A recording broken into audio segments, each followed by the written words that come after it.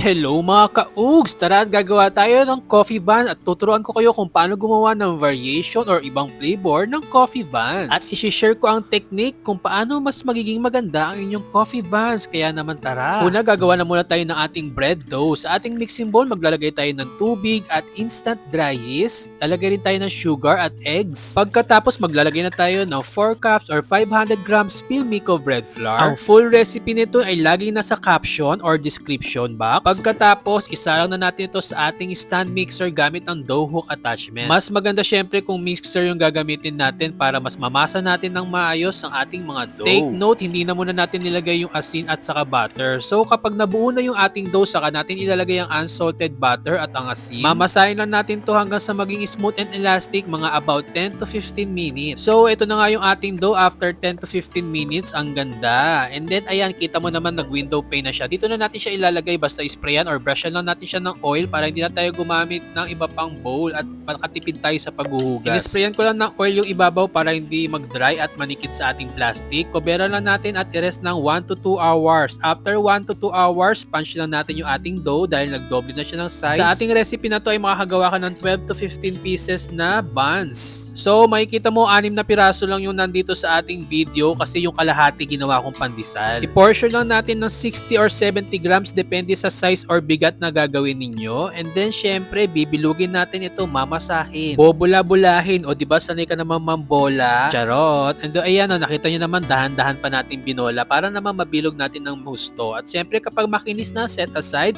Ilalagay na natin to sa slightly greased pan. And then pagkatapos i-rest natin ng 45 to 1 hour. Habang nire-rest natin, gumawa na tayo ng ating buttercream. So ito yung ating ilalagay sa ibabaw. Gumamit tayo ng 2 tablespoon dito ng coffee at 2 tablespoon ng hot or warm water para ma-dissolve yung ating coffee. And then gumamit tayo ng room temperature butter at sugar. Naglagay rin ako ng isang itlog. Mix lang natin to hanggang sa mawala yung buo-buo at ilalagay na natin yung ating coffee mixture and then ng all-purpose flour. Make sure na na-sift yung inyong flour para hindi siya buo-buo kasi yung sa akin medyo nagbuo-buo kasi nakalimutan kong i-sift. Kung gusto mo na ibang flavor, palitan mo yung coffee ng emulco, ng coffee or mocha o ng ube para may ibang flavor yung iyong coffee buns. So ganyan lang kadali. Kapag na-achieve mo na yung ganyang consistency, is ita-transfer na natin to sa piping bags. Gumamit lang ako rito ng medyo mataas na baso saka ako nilagay yung piping bag para hindi ako mahirapan. Ayan na nga. And then, syempre, ipapipe na natin to sa ibabaw ng ating buns.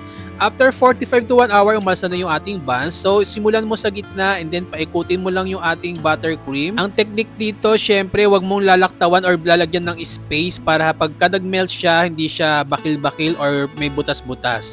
Ayan, i-swirl mo lang yan paikot hanggang sa makalahati ng dough. Ibaba mo pa kasi yung ginawa ko ganyan lang. Medyo ibaba mo pa para ma-cover up yung ating buns. Mas maganda siyang tignan. And then, ibibake na natin to sa 180 degrees ng 18 to 20 minutes. At ganyan lang kadali, meron ka ng masarap na coffee buns. At syempre, ito yung unang gawa ko. Makikita mo ito yung unang gawa natin. Medyo light brown siya. Kakaunti yung nalagay ko ng buttercream kaya ganyan ang itsuran. Pero nakita mo naman yung isa ang ganda. Pero tikman mo, di ba? Ang sarap at ang lambot. Lagyan mo ng meron akong tirang caramel from Bakersfield. Ito naman nilagyan ko ng chocolate or ng coffee emulco. So, nilagyan ko lang siya ng filling, caramel filling yung nilagay ko.